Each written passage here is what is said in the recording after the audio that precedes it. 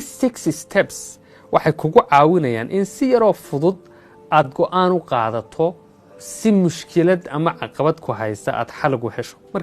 mar kasta oo ay tahay inaad go'aan muhiim ah qaadato si aad mushkilad ama caqabad jirta u xaliso ama arrin murugsan u furfurto ka war hay 6 qodob oo isticmaal 6 qodob meel ku qoro qodobka koobaad waxa weeyaan horta waxaad ogaataa go'aankaad u baahan tahay inaad qaadato maxaan u baahanahay inaan qaato go'aan nooceeyaan u baahanahay waxaad isweydiinaysaa maxaan go'aankan ugu baahanahay inaan go'aan qaato maxay muhiim iigu tahay waxaad isweydiinaysaa maxaan rajaynayaa inaan gaadho haddaan go'aankaa qaato marka halkaa waxa ka soo baxaysa inaad garato go'aankaad rabto inaad qaadato marar badan dadku ma oga go'aankay rabaan inay qaataan taasina waxay sababtaa in qofkii uu jahwareer iyo maaragtay iska daba wareeg badan galo waqti badan ina ka lumo marka qodobka koobaad waxa weeyaan garawso go'aankaad rabto inaad qaadato marka wax ku ogaan kartaa go'aan nooceeya raba inaan qaato waxaad eegi kartaa go'aan halkeen doonaya inaan gaadho because markaad meesha ogaato go'aankaad qaadanaysaad garanaysaa qodobka labaad waxa weeyaan waxaad liis garaysataa optionska ama waxyaabahaad kala dooran kartee suuragalka oo dhan liis garee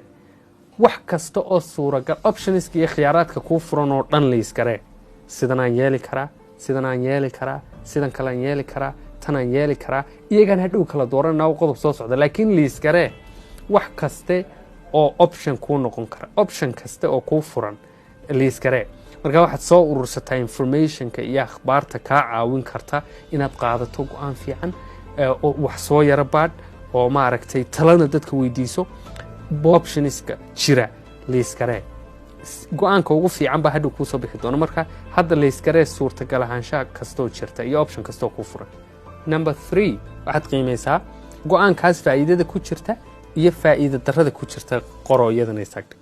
number 4 inaad choice-kii samay kow waxaad garatay go'aankaad qaadanaysay 2 option kastoo kuu furan baa liis gareysay 3 waxaad qiimaysay optionska mid walba pros iyo conskiisa 4 go'aankii qaado choice-kii samee optionska jira mid ka qaado ka fikirto inuu go'aankaad choose gareynaysaa ee dooranaysaa uu noqdo ka ugu faa'iidada badan leh inuu noqdo isku day 5 go'aanka aad qaadatay ficilkiisii bilow maadaama go'aanka qaadatay go'aankaasi muxuu u baahan yahay si uu u dhaqan galo ficilkii bilow inta una ku joogsanay go'aan kastood qaadato waxaad isku daydaa inaad dib u qiimeyso maadaama go'aankii aad processkiisii martay waxa ugu dambeeya processka go'aan qaadashada inaad qiimeyso go'aankaasi inuu noqday go'aan midho dhala oo faa'iido ku lahaa iyo inaanu noqon mid aan midho dhala taas waxay ku baraysaa marka hadhow